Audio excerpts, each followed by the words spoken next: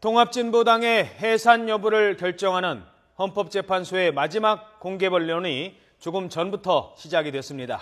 오전에는 양측이 제출한 서류 검토 작업이 진행되고 오후에는 황교안 법무장관과 이정희 대표가 출석해서 막판까지 치열한 법리 공방을 벌일 것으로 보입니다.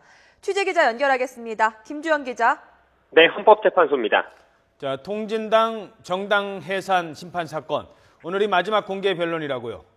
네, 그렇습니다. 지난 1년여 동안 진행돼온 통합진보당 정당해산 심판 마지막 공개 변론이 조금 전인 오전 10시부터 시작됐습니다. 오전에는 법무부와 통진당 측이 제출한 서류 등에 대한 검토 작업이 진행됩니다.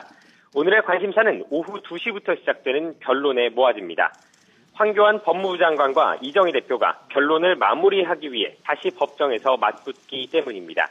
이미 두 사람은 지난 1월 진행된 첫 재판에서도 치열한 법정 공방을 벌였는데요. 마지막 변론에서 정부와 통진당 측의 입장을 대변하며 다시 한번 격돌하게 된 겁니다. 핵심 쟁점은 통진당의 목적과 활동이 민주적 기본 질서를 위협하는지 여부입니다.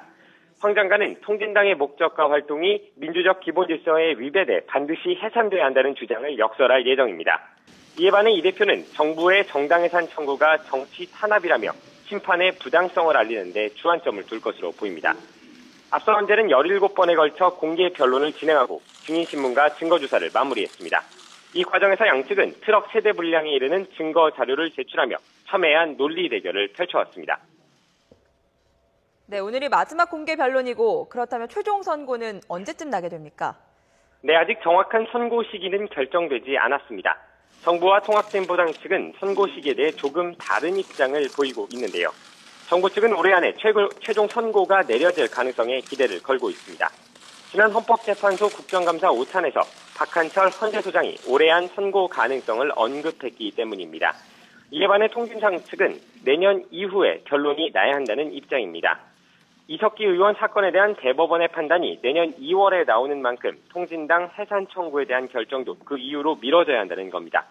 이 의원이 항소심에서 내란 선동죄만 유죄로 인정됐고 내란 음모에 대해서는 무죄를 받은 만큼 이른바 아로의 성격을 대법원이 어떻게 판단하냐에 따라 헌재 결정의 중요 변수가 될 수 있기 때문입니다. 헌재는 오늘 최종 변론을 마친 뒤 선고 기일을 바로 지정할 수도 있지만 추후에 별도로 지정할 가능성이 더 높은 상황입니다. 헌재는 오늘 최종 변론 이후 평일을 몇 차례 더 열어 논의를 마무리할 예정인데 재판관 9명 가운데 6명이 찬성해야 정당 해산을 선고할 수 있습니다.